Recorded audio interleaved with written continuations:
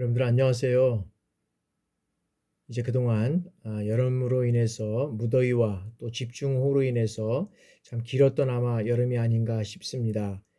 지금도 계속 중간중간 비가 오고 있는데 비로 인해서 우리나라의 어떤 최고의 어떤 환경적이고 교육적인 여건이 좋은 또 강남 쪽이라 그러죠. 그러기도 피해를 많이 당하고 그것으로 인해서 많은 사람들이 또 어떤 가족의 어떤 슬픔을 또 당한 그러한 가족들도 있습니다.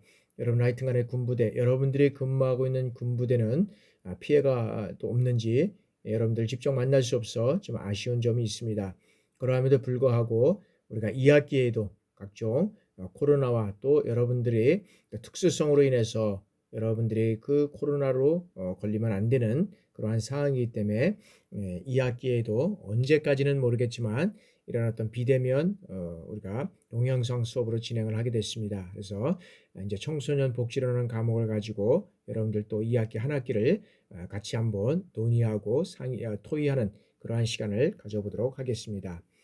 아마 이제 강사 교수 소개는 아마 지난번에 했어도 좀 뭐 아는 학생들도 있고 또 다른 학과 학생들도 있기 때문에 간단하게 하면 저는 이제 명지대학교 행정학에서 행정학 박사를 받았고요. 경민대학교 이제 효충사관과가 2009년에 신설되면서 제가 그 업무를 맡아서 이제 1기, 2기를 맡아서 이제 삼성한학교와 또 부산학교에 임관을 시킨 그렇게 해서 현재까지도 근무를 하고 있습니다.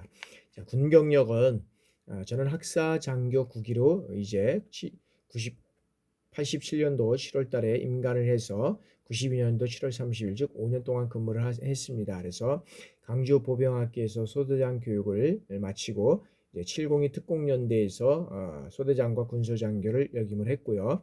다시 이제 중대장 보병학교에서 중대장 교육을 마치고 저기 해운대에 있는 지금은 이제 뭐 사단 자체가 해체가 돼서 없지만은 69사단 69연대 이제 양산이죠. 그게 중대장으로 이제 1년 6개월 근무를 하고 예비역 대위로 5년 동안 근무를 하고 전역을 했습니다.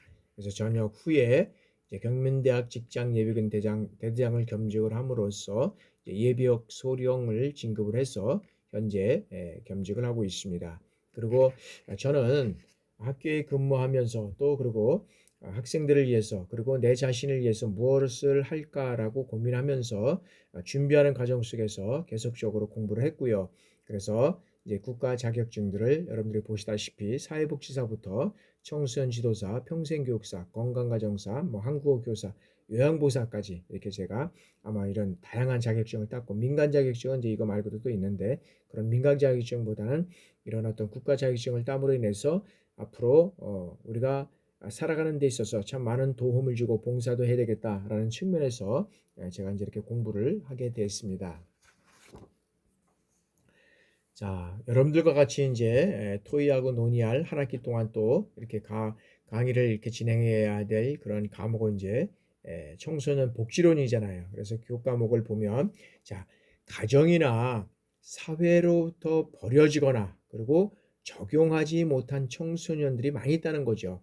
가면 갈수록 그다음에 코로나로 인해서 더욱더 그런 것 같습니다. 이런 학생들에게 어떻게 이 복지 서비스를 제공하고 그들을 통해서 어떤 그런 효과적인 리더십을 발휘할 수 있을까라는 것이 중요하다는 거죠. 그리고 청소년의 인권을 학습해서 그들에게 스스로 어떤 면에서는 자립할 수 있는 기회를 줄 수 있는 것이 여기에서는 어떤 교과목의 어떤 특징이라고 할 수 있다는 거죠. 그리고 학습 목표는 자, 청소년 문제에 대한 일상생활에서 직면한 이러한 다양한 문제를 해결할 수 있는 역량을 개발하고 그리고 청소년은 자, 신체적이고 정서적, 사회적 이러한 모든 면에서 이제는 가도기적이라는 이런 단계에 있다고 얘기를 할 수 있습니다. 그래서 그들이 어떻게 이러한 문제 해결에 대한 올바른 판단과 능력을 구비할 것이냐라는 이러한 어떤 지도자로서의 역량을 개발하는데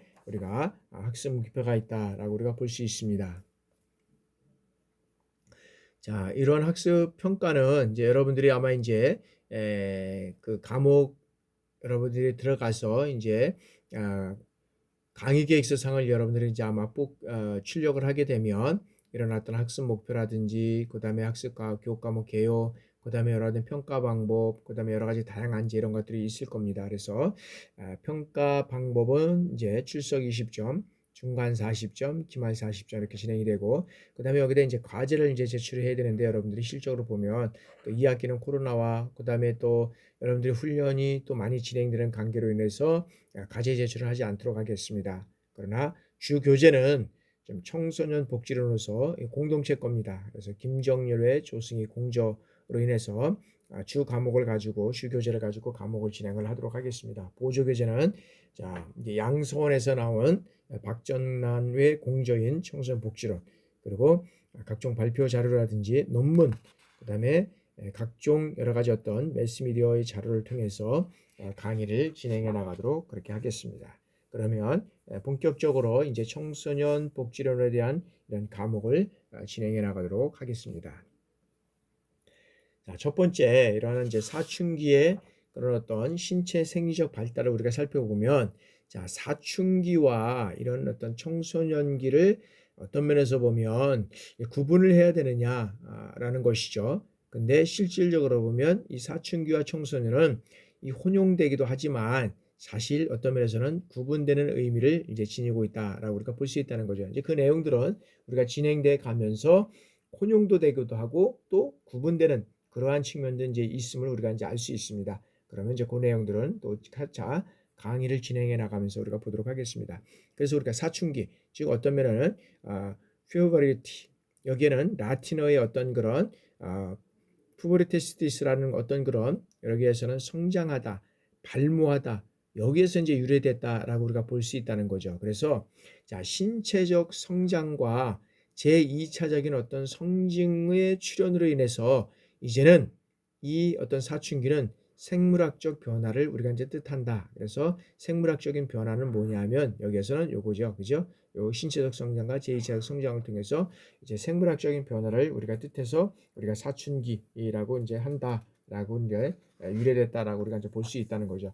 그러면서 이제 생물학적 변화를 뜻하지만 그게 가면서 어디까지 포괄적으로 이루어지는 것은 또 이제 진행되면서 우리가 볼 수 있다는 거죠. 자, 청소년기, 여기에는 라틴어의 어떤 어떨과 그다음에 여기에는 센트라는 이런 말에서 이제 우리가 유래됐다라고 우리가 볼 수 있는데요.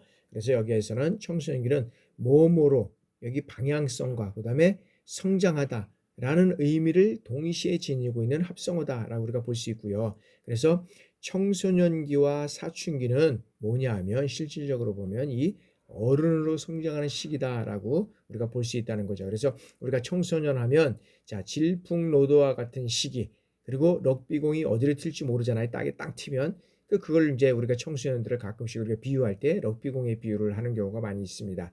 어디를 튈지 모르는, 그러나 어른으로 성장하는 시기를 우리가 청소년기 즉 사춘기라고 얘기를 한다. 그래서 여기에서는 청소년기와 사춘기의 공통점은 뭐냐 하면 여기죠. 어른으로 성장하는 시기다라고 우리가 볼 수 있다는 거죠.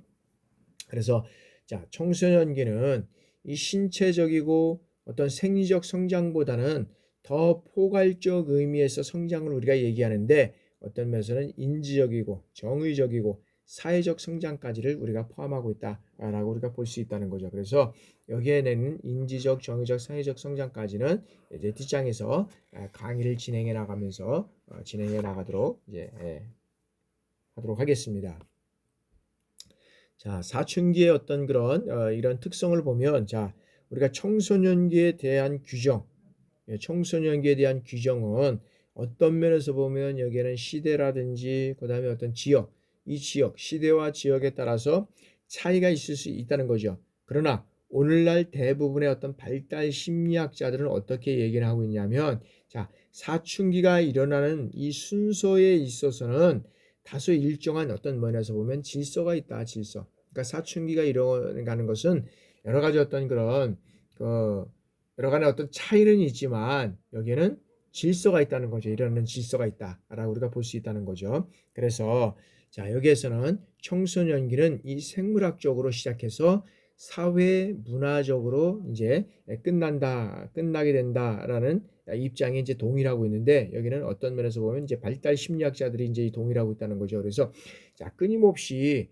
이론으로 설명하면서 설명 불가능한 현상을 찾아내고 있는 것이 이제 발달 심리학자라고 하는데, 이 발달 심리학자들은 금방 말씀드렸지만 사춘기가 일어나는 것은 여러 가지 어떤 순서에 있어서 다소 일정한 질서가 있다라고 우리가 이제 얘기를 하고 있고, 그것이 곧 사회문화적으로 끝난다라고 이제 보고 있다는 거죠. 그래서 자, 어떤 개인이 이 성인과 유사한 크기의 어떤 신장, 체격, 이 발달로 인해서 자, 2차적 성징의 이 생물학적 변화가 나타나는 어떤 그런 시기가 이제는 이 사춘기에 접어들면서 이제는 청소년기가 시작되는 시기다라고 우리가 이제 보고 있다는 거죠. 그래서 신장과 체격의 발달은 이제 또 앞으로 지속되면 어떤 현상이 이런 것들이 나타나냐는 것을 우리가 이제 계속 이제 보면서 이제 진행해 나가도록 하겠습니다. 그래서 생물학적인 변화가 나타나는 이 시기가 이제 사춘기고 청년기에 이제 시작되는 시기고, 그 다음에 자, 특정 사회나 문화가 이 성인에게 부과하고 있는 이 사회적 책임성이라는 것이 있다는 거죠. 이 사회적 책임성은 뭐냐 하면 자율적 의사결정이 이루어지고, 그 다음에 경제적 독립성, 이런 것들이 이제 개인에게 부여되는 책임성이라는 거죠. 그래서 이것이 이루어졌을 때, 이제는 동시에 이루어졌을 때 여기에서는 어떻게 돼요? 청소년기가 이제 종결된 것으로 판단한다라고 하는 거죠. 그래서 나 자율적 주세요. 나 경제적으로 독립하겠습니다. 그러면 어떻게 돼요? 이제는 청소년기가 종결된 것으로 이제 판단하는 거죠. 부모가 아무리 너 나이가 어리고, 부모 입장에서 보면 우리가 자녀가 참 어릴 수밖에 없고 참 여러 가지 부족할 수밖에 없잖아요. 그러함에도 불구하고 이제는 성인이 되는 이러한 자율적 의사결정과 경제적 독립성이 성취되는 그러한 시기가 되면 이제는 청소년기는 종결되는 그러한 시기다라고 우리가 볼 수 있다는 거죠. 계속해서 이러한 청소년기의 의미와 특성을 우리가 살펴보면, 자, 사춘기는 자, 생물학적인 변화, 이 생물학적인 변화로 인해서 한 개인이 어떤 생식 능력을 갖게 되는 시기를 말한다.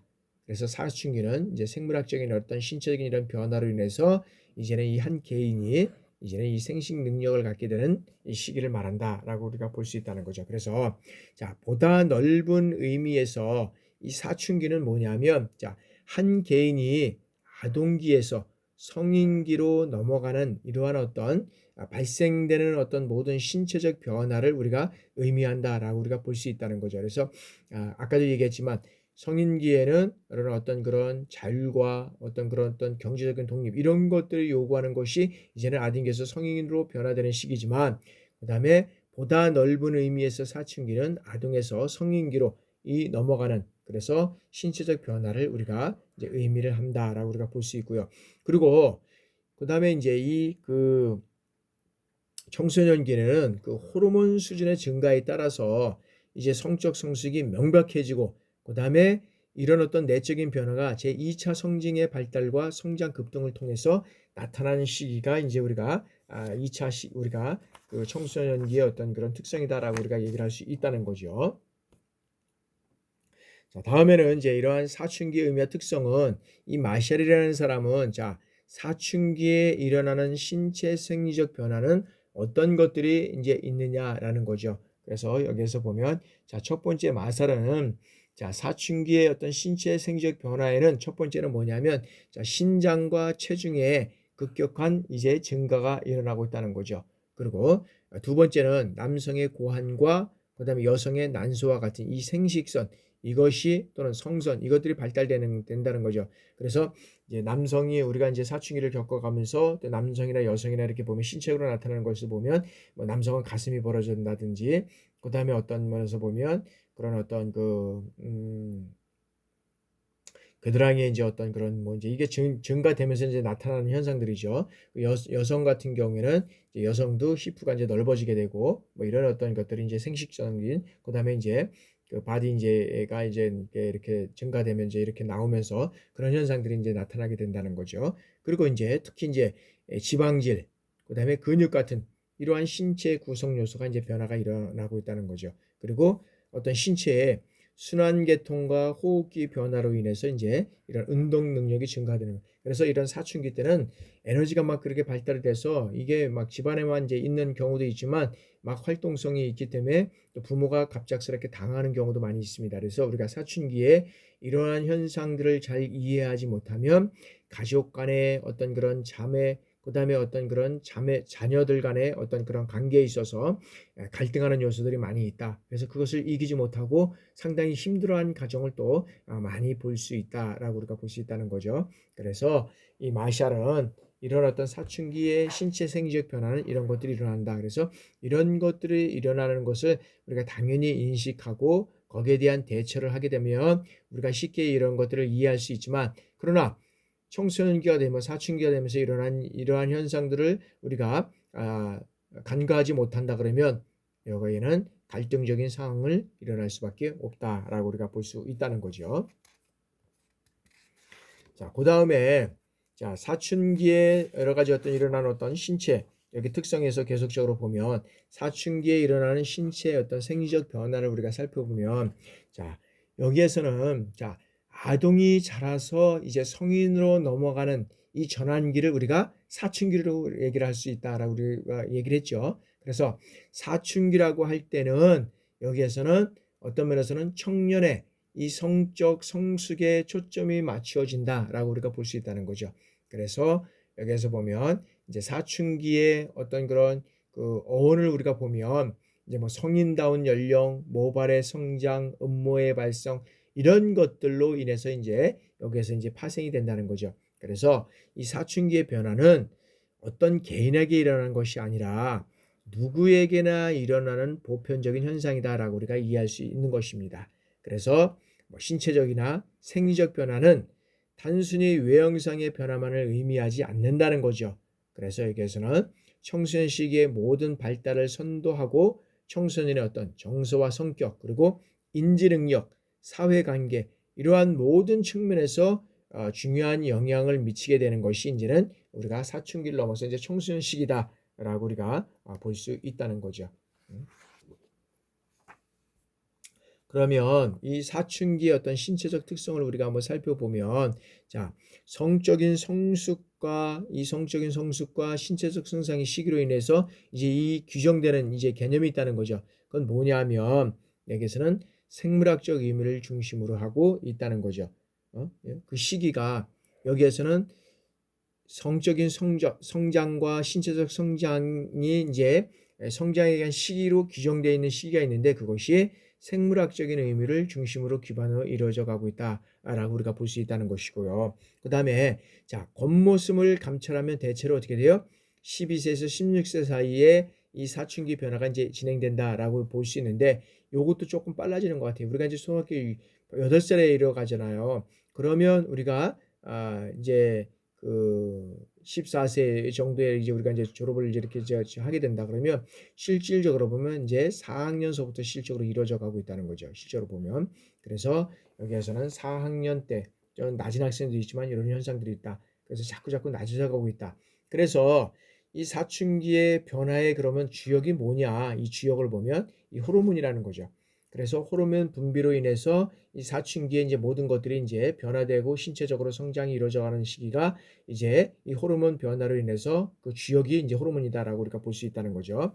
그래서 이제 뇌하수체라는 것이 있는데 뇌하수체는 뭐냐면 자, 뇌 바로 아래에 있는 거 우리가 귀에서 조금 더 올라가면 이제 그런 뇌 수치가 이제 있는데 이게 시상부의 지위에 따라서 혈관 내부의 이 호르몬 수준을 조절하는 기능을 담당하고 있는 이 뇌하수체에서 여기에 신체의 성장과 골격 발달 이런 것들이 이제 관계되어 있다는 거죠. 그래서 이제 이 호르몬을 분비하고 거기서 성장을 촉진하고 있다는 거죠. 그래서 보면 이 호르몬이 여러 가지 어떤 그런 성장의 여러 가지 어떤 그런 현상들을 가지고 있는데 이제 남성과 여성을 우리가 이제 구별해 보면 남성이 이제 예를 들어서 50에서 60세, 그다음에 여성도 50에서 60세 이렇게 보면 요 시기가 이제 혹시 넘어가면 남성들은 여성화되고 여성은 남성화된다는 거죠. 남성화된다는 겁니다.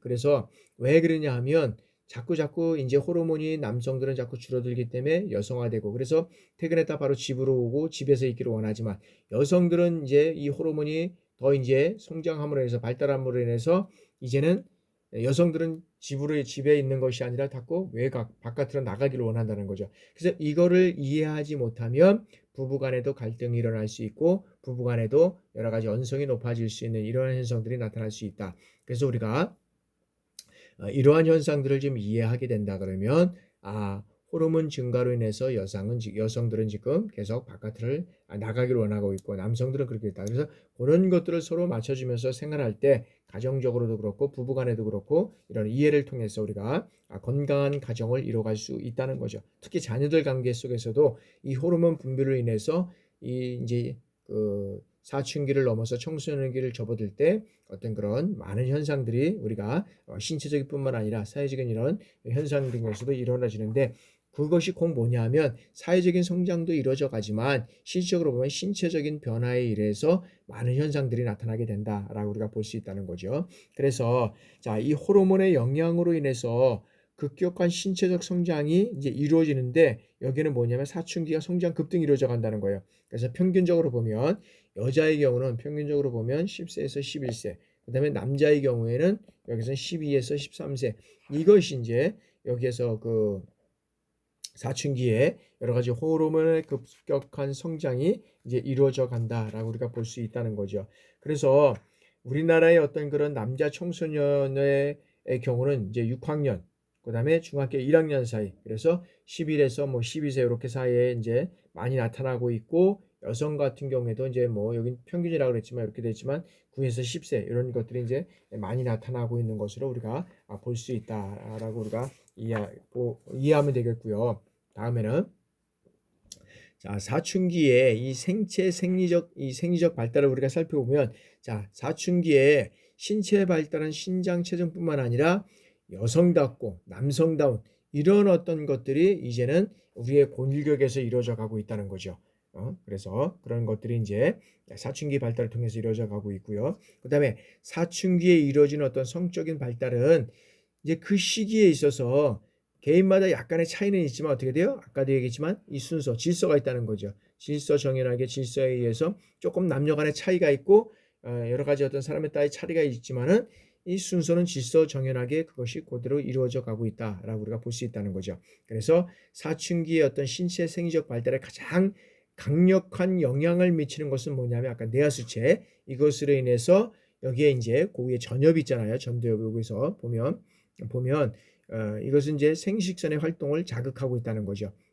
자극하고 있다는 거죠. 그래서 그것으로 인해서 여기에 보면 호르몬이 분비된다는 거죠.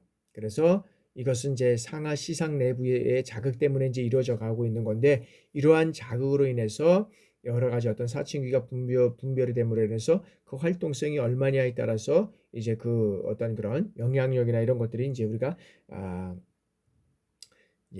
청소년기에 특히 사춘기에 개인별로 조금 차이는 있지만 우리가 볼 수 있다. 그래서 우리가 이제 보면 여기에서 보면 이제 이게 대뇌잖아요. 대뇌. 그래서 대뇌에서는 어떤 것이 이루어져 가냐면 정신 활동이 이루어져 가는 거예요. 정신 활동. 정신 활동이 이루어져 가고 있고요. 그다음에 여기가 이제 소뇌입니다. 소뇌. 소뇌에서는 몸의 균형을 유지하는 거예요. 몸의 균형. 몸의 균형을 유지해. 그래서 우리가 소뇌하고 연결되어 있는 것이 우리가 이제 나팔관인 우리가 귀에 보면 이명이 이런 게 나타나고 막 그러면은 그게 이제 몸의 균형을 잡지 못하잖아요. 나팔관하고 여러 가지 연결돼 있어서 그런 어떤 현상들이 이제 일어나고 있고요. 그다음에 이제 여기 어떤 면에서 보면 여기 이제 척수입니다. 척수. 그래서 척수는 뭐냐면 흥분 전달 어떤 배뇨, 땀 분비, 이런 것들이 이제 여기서 이제 이루어져 가고 있다는 거죠. 이루어져 가고 있고, 뒤쪽에서 우리가 보면 여기 이제 목조 위에 이렇게 위에서 이제 이루어져 가고 있는 거고요. 그 다음에 여기 쪽에서 보면 이제 여기 연수입니다. 연수. 연수는 뭐냐면 호흡하고 심장하고 박동, 그 다음에 소화, 이런 것들이 이루어져 가는 것이고요. 그 다음에 요게 이제 하얀 게 보면 여기 이제 중뇌입니다. 중뇌. 중뇌는 우리가 안구, 그다음 홍채라고 했잖아요. 이것들을 운동하고 조절하는 것이 여기서 이제 이루어져 가고 있고요. 중뇌에서. 그다음에 이제 이쪽에 보면 요 안에 보면 중뇌가 여기 쪽에서 이제 요 중뇌가 여기 쪽에서 이루어져 가고 있고 요게 간뇌입니다. 간뇌. 그래서 간내는 뭐 체정이라든지 체온이라든지 혈당 이런 것들을 조정하는 기능이 여기 간내에서 이루어져 가고 있다. 그래서 여러분들 한번 인터넷상에서 뇌 구조를 한번 이렇게 살펴보고 어떤 현상들이 우리의 뇌에서 이루어져 가고 있구나. 그래서 보면 이 시상하부 어떤 그런 부분 대뇌 내부에 이렇게 이루어져 가고 있는 요게 이렇게 해서 보면 시상하부에서 이루어져 가고 있다는 거죠. 그래서 여기에서는 시상하부에서는 이제 뭐 뇌하수체라든지 생식선의 어떤 관계, 예? 그다음에 거기에서 어떤 그런 그 이물체들 뭐 자극 호르몬 이런 것들이 이제 막 이렇게 분비가 되면서 이제 호르몬이 이제 분비되면서 자극되면서 이제 여러 가지 어떤 현상들이 이제 일어나 가고 있다라고 우리가 이제 볼 수 있다는 거죠. 그런 현상들을 통해서 우리가 이제 보시면 되고요. 자, 그다음에 자, 사춘기의 어떤 다시 한번 특성을 계속적으로 보면 자, 이 생식선 또는 성선 이런 것으로 인해서 이 호르몬의 자극에 의해서 이제 자체 호르몬을 분비하게 된다는 거죠. 이제 이런 분비를 하게 되는데 그러면 어떻게 이런 분비를 하느냐 하면 남성은 여기에는 안드로겐이라는 어떤 그런 호르몬을 분비를 하고 있고 여성은 여기는 에스트로겐 이런 것들을 이제 분비를 하게 된다는 거죠. 그래서 남성 같은 경우에는 이제 안드로겐을 이제 분비를 하게 되는데 여기는 음경의 발달이라든지 전립선, 정랑, 그다음에 2차 성특징 이런 것들을 이제 담당함으로 해서 이제 남성도 그렇고 여성도 그렇고 이런 어떤 것들 호르몬이 분비되고 막 이렇게 된다 그러면 어떻게 돼요? 좀 막 냄새가 나고 어떤 땀 냄새도 보면 여러 가지 어떤 그런 현상들이 막 나타나는 것을 이제 우리가 보고 느낄 수 있습니다. 그런 현상들이 이제 남자들이 초등학교 지나서 초등학교 때는 그런 것들이 막 땀 냄새나 이런 것들이 안 나고 막 그런데 이제 중학교 이제 이렇게 이제 고학년 초등학교 고학년으로 하면서 중학교 올라가고 막 이러면서 이제 고등학교 대학교 이렇게 올라가면서 막 이런 냄새들이 막 이제 나오기 시작하고 또 이런 것들이 이제 정상적으로 또 진행되는 현상들을 우리가 볼 수 있습니다. 자, 다음에는 이제 여성의 호르몬에서 이제 분비되는 에스트로겐은 뭐 자궁이라든지 질, 나팔관, 그다음에 유방, 여성의 어떤 2차 특징의 발달에 관여하는 어떤 것으로 인해서 이제 이루어져 가고 있고요. 그다음에 이제 특히 이 월경 주기와 그다음에 자궁 수축 이런 것들로 인해서 이제는 어떤 성장을 통제하고 이루어져 가는 것이 이제는 그 남성과 여성의 어떤 그런 호르몬의 어떤 분비에 의해서 이루어져 가고 있다라고 우리가 볼 수 있고요. 그다음에 이제 사춘기의 계속적인 어떤 우리가 특성을 살펴보면 자, 사춘기의 여자의 어떤 성적 발달을 알려주는 대표적인 것이 뭐냐면 여기에서 보면 월경이라는 겁니다. 월경. 그래서 월경의 시작과 동시에 이 시작과 동시에 이제 끝남으로 인해서 어떻게 돼요? 이제 끝남으로 인해서 이제 여성의 어떤 그런 모든 생식들이 이제 끝나게 되는 거죠. 그죠? 그러면서 이제 어떤 여성적으로 이렇게 끝나면서 뭐 많이 어떤 그런 홀가분한 것도 있지만 되게 서운한 경우도 있고 또 여러 가지 어떤 그런 그 나름대로의 어떤 느끼는 감정들이 다 다를 것 같아요. 그러나 하여튼간에 대표적인 것은 성적 발달은 이제 월경 시작부터 끝남으로써 이제 이루어져가는 그런 것들을 볼 수 있다. 근데 이런 것들이 시대 상황에 따라서 자꾸 어떤 면에서는 초경의 나이가 낮아지고 있다는 거죠. 그래서 90년대 초반부터 우리가 80년대까지 우리가 한번 보니까 이 초경 나이가 2세 정도 낮아지고 있다는 거죠. 그리고 80년에서 84년에 보니까 이 13.1세, 그 다음에 90년대에서 94년대 보니까 12.6세. 그래서 초경보다 앞선 이 10세 전후, 그래서 빠르면 8세부터 나타나는 현상들이 이런 것들이 일어나고 있다라고 우리가 볼 수 있다는 거죠. 그래서 특히 여성들의 경우에는 이제 이런 어떤 월경이 일어나면서 젖가슴에 윤기가 이제 나고 그다음에 이제 성적인 발달이 이제 이루어져 가고 있다라고 우리가 볼 수 있다는 거죠. 그래서 이제 이 시기가 되면 특히 이제 부모들 같은 경우에는 이제 우리가 이제 모 같은 경우에는 여성들에 대한 어떤 이런 현상들이 일어나는 경우를 잘 이해해서 알려주고 이런 현상들이 오면 어떤 현상들 어떤 것들을 준비해야 되는지를 알려주고 특히 이제 부자 남자들 같은 경우에는 이런 어떤 그 이제 초기가 이제 이런 어떤 그 고환이 이렇게 형성되면서 뭐 이제 이런 이제 첫 어떤 그런 사정 같은 이런 몽정 현상이 나타나는 이제 이런 경우가 나타나는데 그런 것들을 이제 우리가 잘 얘기를 하면서 특히 이제 신체적 남성이나 여성이나 신체적 변화가 되면서 느낄 수 있는 그런 것들을 잘 이해시켜 줘야 된다. 그래야지만 어떤 면에서 보면 정상적인 사춘기를 잘 진행될 수 있고 그런 것들을 통해서 우리가 신체적인 변화에 따라서 우리가 여러 가지 어떤 그런 몸의 변화에 따라서 느껴지는 이런 현상들로 인해서 우리가 당황하거나 그다음에 우리가 위축되는 그런 현상들이 없지 않을까 이렇게 생각을 하게 됩니다. 그래서 이제 다시 이제 특성을 우리가 계속적으로 살펴보면, 자, 남자의 경우 이 성적인 발달이 일어나는 첫 신호는 뭐냐면 이 음경과 고환이 커지면서 이제 음낭에 붉은색을 띠고 주름이 많아진다는 거죠. 이 나이는 평균 11세에서 12세. 그래서 우리가 이제 8살 아니죠. 이제 4학년서부터 시작돼서 우리가 이제 6학년 그 이후에든지 할 수 있겠지만 이런 현상들이 자꾸 낮아지고 있다는 거죠. 그래서 남성의 어떤 고환은 이 정자와 남성 호르몬인 이 테스토스테론, 이것들 간의 생산에서 이제 어떤 그런 나타나는 이 성적인 발달을 촉진하고 있고요. 고환이 커지면 어떻게 돼요? 음모가 나타나게 됐다는 거죠. 그래서 음모가 나타날 즈음에 이제 음성이 변화되고 있고요. 변성기가 오게 되는 거죠. 그리고 이것으로 인해서 뭐 자의라든지 또 몽정, 이런 것으로 인한 첫 번째 사정을 경험하게 된다는 거죠. 그래서 이런 현상들이 오게 되면 아까도 말씀드렸지만 이제 우리가 남자로서 아버지로서 그런 현상들을 이제 얘기를 하고 있고, 또 그런 것들을 스스럼 없이 얘기를 해줘야 그런 것들에 대해서 느낄 수 있는 이런 것들을 우리가 잘 대처해 나갈 수 있다. 자매들이 그렇게 얘기를 할 수 있다라고 말씀드릴 수 있고요. 자, 사춘기 신체 발달의 가속화 경향이 나타난 것은 어떤 면에서는 생활 수준도 있지만 실제로 생활 수준이 높아짐으로 해서 어떻게 돼요? 건강식을 우리가 이제 많이 이제 먹을 수 있는 이런 현상도 있지만 실제로 보면 이 환경적인 이러한 요인도 작용하고 있다라고 볼 수 있습니다. 그래서 이제 여기에 보면 어떤 사회적이고 심리적 현상도 이제는 실적으로 보면 신체 발달을 가속화 현상에 우리가 기여한다라고 우리가 이제 볼 수 있다는 거죠. 다음에는 이제 여기에 이제 신체 발달에 따라서 우리가 이제 인지 발달을 우리가 한번 살펴보도록 하겠습니다. 인지 발달. 그래서 아까는 이제 사춘기에 대해서 이제 계속적으로 왔는데, 이제 여기에서는 인지라든지 여러 가지 어떤 사회적인 발달 현상 이런 것들을 우리가 살펴보도록 하겠습니다. 그러면 자,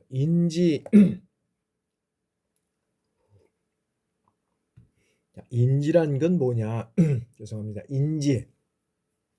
자, 여기에서는 인지 능력의 변화는 어떤 신체적이고 생리적 변화 더불어서 모든 청소년들에게 나타나는 어떤 기본적인 변화 가운데 우리가 하나가 인지적인 능력이다, 인지 능력이다라고 우리가 볼 수 있다는 거죠. 그래서 인지의 발달은 청소년의 어떤 심리적 발달과 그다음에 사회적 관계에 많은 영향을 우리가 주고 있다라고 우리가 볼 수 있다는 겁니다. 그래서 청소년기에 나타나는 어떤 그런 인지 능력의 변화는 뭐냐면, 아동기와는 질적으로 이제 다른 어떤 양상을 보여주고 있다라고 있다는 거죠. 그래서 이 시기에 나타나는 어떤 그런 사고를 보면 아동기 사고보다 높은 수준의 어떤 그런 중요한 이 요소가 이제 여기서 이제 일어나고 있다라고 우리가 볼 수 있다는 거죠. 그래서 인지라는 것은 뭐냐면 알게 하고 그다음에 정보를 창출하게 하는 등의 어떤 모든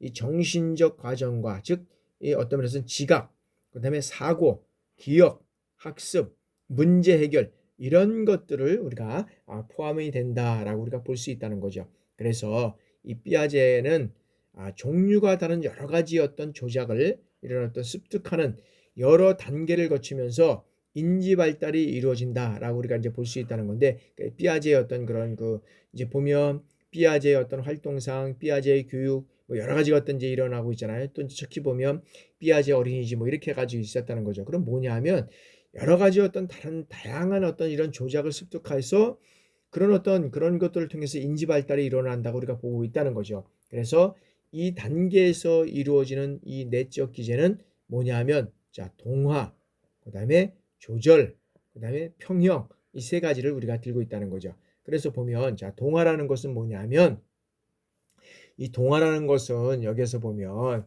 실질적으로 보면 이 단계에서 이루어지는 우리가 이제 동화를 보면 학습자가 현재 가지고 있는 어떤 면에서 보면 여기에서 보면 인지 구조에 따라서 주어진 정보를 여기에서는 어떻게 의미를 해석하거나 그리고 그 인지 구조 수준에 맞게 이 조정을 하는 과정, 이것을 우리가 이제 동화라고 한다라는 거죠. 그래서 동화는 실질적으로 보면 어떤 새로운 지각적, 운동적, 개념적 사건 이런 것들의 어떤 기존의 관념에 통합시키는 인지적 과정이다라고 우리가 볼 수 있다는 거죠. 그래서 여기에서 보면 동화는 실질적으로 보면 도식과 인지 구조의 어떤 양적 변화를 가져준다. 도식, 도식하고 그 다음에 여기에서 보면 인지 구조, 양적인 변화 이거를 이제 가져온다는 거죠. 그러면 조절은 뭐냐? 조절. 자, 조절은 주어진 정보를 수용할 수 있도록 그 정보가 요구하는 어떤 인지적 수준, 그 다음에 이 범위에 맞게 인지 구조가 변화되는 과정. 그래서 여기에서는 도식이라든지 인지 구조의 질적인 변화를 가져온다. 여기는 질적인 변화. 여기 질적인 변화를 가져온다. 그래서 새로운 사건에 알맞게 기존의 관념을 변화시키는 경향이다. 라고 얘기를 하고 있고, 자, 평화는, 여기에는 평화는 뭐냐 하면, 자, 동화와 조절 사이의 어떤 균형 상태를 우리가 얘기를 하고 있다라고 우리가 볼 수 있다는 거죠. 그래서 여기에서는 이런 것들은 전반적으로 봤을 때는 여기는 평화는 균형 상태를 얘기를 한다라고 우리가 이제 볼 수 있고요. 자, 이런 어떤 인지 발달은 이 동화가 실적으로 이제 우리가 이제 어떻게 이제 이런 어떤 발달을 우리가 보면, 자, 학습자가 현재 가지고 있는 어떤 인지 구조에 따라서 주어진 정보의 의미를 해석하거나 그 인지 구조 수준에 맞게 조정하는 과정을 우리가 이제 동화라고 한다. 그래서 동화는 도식과 인지의 어떤 양적인 변화를 얘기를 한다라고 얘기했잖아요. 그래서 우리가 예를 들어 보면, 자, 표나 그래프로 정리된 자료에 담겨진 이 의미를 해석하는 것, 그리고 에너지 본질을 아는 학생이 다른 형태의 에너지를 제시하는 것, 그 다음에 혈액의 기능을 이해하고 있는 학생이 혈구의 응집 반응 실험을 통해서 혈액형을 알아내는 경우, 뭐 이런 것들을 우리가 이제 동화에서 우리가 알 수 있다는 거죠. 그러면 우리가 조절에서는 자, 어떻게 이루어졌냐면, 자, 아까도 얘기했지만 주어진 정보를 수용할 수 있도록 그 정보가 요구하는 어떤 인지적 수준과 범위에 맞게 인지 구조가 변화되는 과정이다. 그래서 여기에서는 여기에서는 이 도식이나 인지 구조의 질적인 변화를 가져온다. 그래서 새로운 동화가 뒤따른다라고 했는데 뭐냐면, 자, 그 예를 살펴보면, 자, 지구를 평평한 것으로 믿었던 학생들이 인공위성 사진을 보고 지구가 어떻게 됐다? 둥글다는 것을 깨달게 될 때라는 거죠. 두 번째는, 자, 맨델의 법칙만을 알고 있었던 학생이 돌연변이라든지 그다음에 연관 유전 현상 이런 것들을 이해하게 된 것이 우리가 이제는 조절이다라고 우리가 볼 수 있다는 거죠. 자, 다음에는,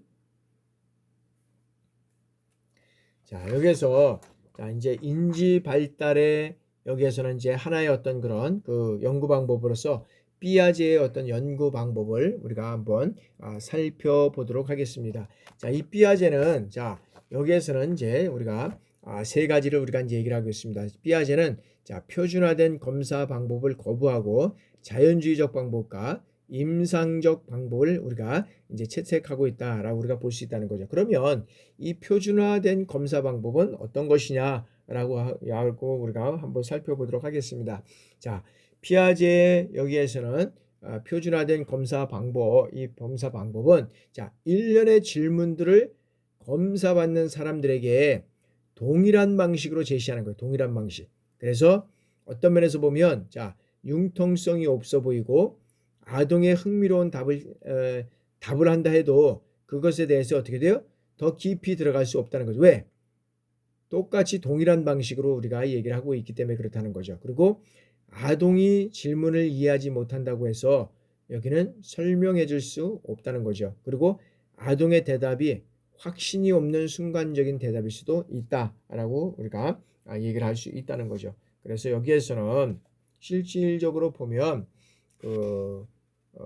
아동의 여기에서는 삐아제의 어떤 그런 연구의 방법에서 보면 어떤 그 이해하지 못하는 것을 이제 설명해 줄 수 없는 이러한 어떤 그런 한계가 있다라고 우리가 볼 수 있다는 거죠. 그래서 두 번째는 이제 자연주의적 방법을 우리가 이제 한번 살펴보면, 자, 자연주의적 방법은, 자, 피아제가 영아기와 이 언어를 연구할 때 사용하는 방법인데, 여기는 뭐냐면 관찰을 통해서 과학적 도구의 도움 없이 여기는 자연적인 주거 현상, 자연적인 주거 현상에서 이 아동의 행동을 파악하는 방법이다라고 우리가 볼 수 있다는 겁니다. 그래서 여기에서 조사자는 어떻게 돼요? 아동에게 먼저 질문을 제시하는 것이 아니라 어떻게 돼요? 아동의 어떤 자발적인 질문에 대해서 이제는 반응을 하게 된다는 거죠. 자연적 방법이다 보니까. 그래서 또 자, 관찰자가 원하는 질문을 기다리기까지 얼마나 많은 시간을 기다려야 할지 알 수 없다는 거죠. 그래서 연구의 어떤 주요 도구로 사용하기는 좀 어렵다라고 우리가 볼 수 있다는 거죠. 그래서 자, 이 자연주의적 방법은 임상적 시험을 위한 질문을 시사해 주거나 그리고 임상적 결과를 확인하기 위해서 사용되는 경우에 많이 우리가 사용하고 있다라고 우리가 볼 수 있다는 것입니다. 자, 다음에는 자, 이제 방법의 피아제 방법 세 번째는 인삼적 방법입니다. 자, 표준화된 검사 방법과 그다음에 자연주의적 방법의 결합을 이제 보완한 것이 임상주의적 이 방법이다. 임상적 방법이다. 그래서 아동에게 어떻게 돼요? 아동에게 표준화된 형식이 아닌 이 질문하는 데 필요한 일반적인 이제 틀만을 제공을 한다는 거죠. 그리고 임상적 방법의 목적은 이 아동의 사고를 성인의 관점에서 어떤 면에서는 변형시키지 않고 그대로 따라가는 것이다 라고 우리가 볼 수 있고요. 그리고 자, 검사자가 아동의 언어를 사용해서 이 아동이 이해하기 쉽도록 어떤 질문의 수준을 조정하고 재구성할 수 있어야 한다는 것입니다. 그리고 임상적 면접은 자, 표준화되지 않으므로 이제는 어떤 면에서는 이 비판을 받기도 한다라고 우리가 볼 수 있다는 것이죠. 자, 다음에는 이제 우리가 네 번째 한번 보면 자, 피아제의 연구 방법 중에서 자, 보완된 임상적 방법이 있다. 보완된 임상적 방법. 자, 피아제는 자, 이 초기 연구 방법이 지나치게 어디에요? 언어에 의존한다는 것을 이제는 보완하기 위해서 만들어준 것이 보완된 임상적 방법이다라고 말하고 있다라고 하는 거죠. 그래서 여기에서는 자, 초기 임상적 방법과 같이 검사자의 어떤 질문이 유연하다는 거죠. 그리고 검사자의 질문이 아동 앞에 주어진 어떤 구체적인 대상 또는 사건에 관한 것이어야 된다라는 것이죠. 그리고 검사자는 아동이 언어뿐만 아니라 대상을 직접 조작함으로써 자신의 응답을 표현할 수 있도록 해야 한다는 것이죠. 그리고 아동의 관점과 상반되는 이 반론을 제시해서 아동의 사고가 안정적이고 확실한 것인지 이제는 이 검증을 하였다는 것. 그래서 여기는 보완된 임상 방법은 여기에서는 이런 어떤 그런 보완적인 이런 어떤 방법을 통해서 사고가 안정적이고 확실한 것인지 이 검증하게 되었다라고 우리가 이제 볼 수 있다는 거죠. 자, 다음에는 자, 이제 여기에서는 보면 이제 지능 형성 요인을 우리가 한번 살펴보도록 할 수 있습니다.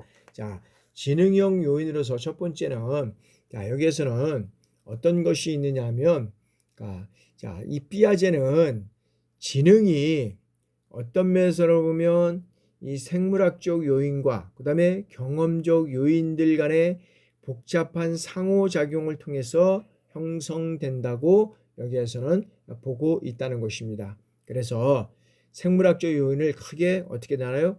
구체적인 유전과 그다음에 일반적 유전 이것으로 나누고 있다라고 우리가 볼 수 있다는 거죠. 그래서 구체적 유전은 여기서는 어떤 것이냐면 이제는 신체적 구조의 어떤 유전 그래서 어떤 종의 유전이다라고 우리가 말씀드릴 수 있다는 거죠. 그래서 여기에서는 자, 영화의 신체적 구조가 외부 세계에 대한 어떤 기본적인 태도를 형성해서 환경과의 상호작용, 이 환경과의 상호작용을 통해서 우리가 수정이 된다라고 우리가 볼 수 있고요. 그리고 신체적 구조의 성숙은 다양한 심리적 발달, 활동의 발달을 가능하게 우리가 할 수 있다라고 우리가 볼 수 있다는 것입니다. 자, 다음에 자, 지능형 어떤 요인으로서 이제 일반적 유전이라고 하는 것은 뭐냐면 자, 모든 종이 조직화와 적응이라는 이 두 가지 기본 성향 또는 불변하는 기능 등을 여기에서는 유전한다라는 거 우리가 볼 수 있다는 거죠. 그리고 여기에서는 조직화라고 하는 것은 자, 신체적 또는 어떤 심리적 과정에서 각각의 이 구조들을 하나의 체계, 이 하나의 체계로 여기에서는 통합하려는 것이다 라고 볼 수 있다는 것이죠. 그리고 적응이라는 것은 자, 모든 유기체가 이 환경에 적용하려는 이 성향을 갖고 태어나게 되는데 이는 어떻게 돼요? 동화와 조절이라는 이 상호 보완적인 과정을 위해서 여기에서는 이 두 과정을 통해서 일어나게 된다라고 우리가 볼 수 있다는 것이죠. 그래서 여기에서 보면 그래서 이 조절이라는 것은 이제 조절은 우리가 한번 안 봤는데 조절은 자, 개인이 환경의 요구에 대한 반응으로 변화하려는 성향을 여기서는 가지고 있다. 그래서 이 동화는 현재 구조도를 사용해서 환경적 요인을 다루는 보완적인 과정이 여기서 이제는 어떤 조절이라고 우리가 말씀을 드릴 수 있습니다. 자, 다음에는 자, 이제 인지 발달을 촉진시키는 요소들, 인지 발달을 촉진시키는 요소들 중에서 이제는 우리가 성숙, 경험, 사회적 전달, 평형화 이런 어떤 네 가지를 우리가 살펴보도록 하겠습니다. 자, 여기에서 인지 발달을 촉진시키는 어떤 그런 여러 가지 단계 중에서 첫 번째는 뭐냐면 성숙입니다. 성숙. 자, 인지 발달에 기여하는 것은 분명하지만 유일한 요인이 아니라고 하였다는 것입니다. 그래서 구체적으로 이 구체적 유전으로 인해서 인지 발달에 영향을 미치는 이 다양한 신체 구조들을 갖게 되는데 여기에서는 지능은 신체 구조의 어떤 성장에 간접적인 영향을 우리가 받고 있다라고 우리가 볼 수 있는 거죠. 자, 두 번째는 이제는 이 경험입니다. 경험. 자, 경험은 이 환경과의 어떤 접촉을 통해서 여기에서는 물리적 경험과 그 다음에 여기 논리 수학적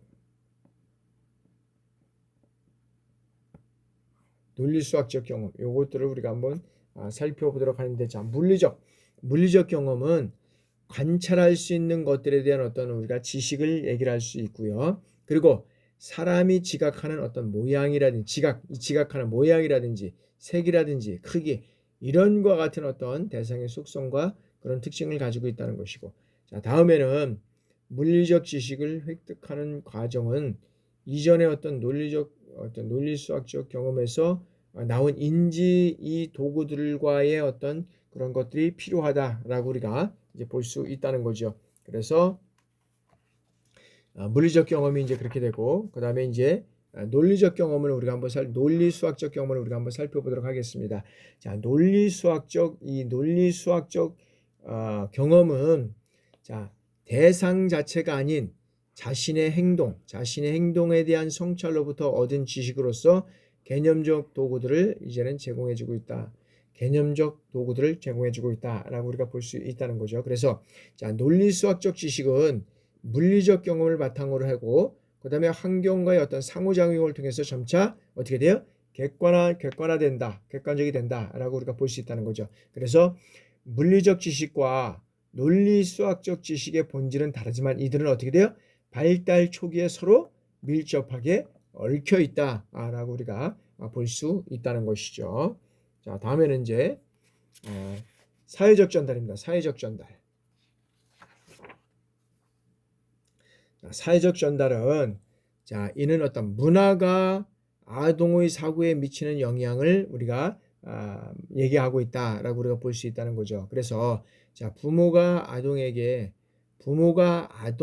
설명하는 것이라든지 그다음에 독서를 통해서 얻게 되는 어떤 정보라든지 그다음에 수업 시간에 교사가 가르치는 것 그다음에 아동과 또래와의 어떤 토론 그다음에 아동이 모델을 수행하는 것을 모델을 모방하는 것 등 이런 것들을 우리가 이제 의미한다라고 우리가 볼 수 있다는 거죠. 그래서 자, 문화는 축적된 지혜와 다른 사람들과의 어떤 경험, 그다음에 인지 도구들 이런 것들을 제공해주며 인지 발달에 이제 도움을 준다라고 우리가 볼 수 있다는 거죠. 그래서 아동이 이를 받아들일 수 있는 인지 구조를 가지고 있어야 한다는 거죠.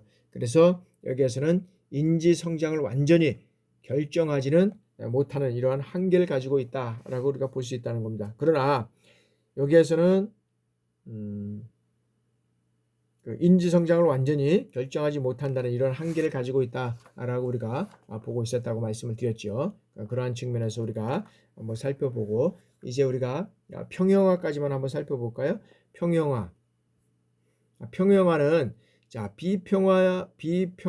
비평형 상태에 있던 이 두 개 이상의 어떤 요인들 간의 균형 또는 조화의 상태를 의미한다라고 얘기를 할 수 있고요.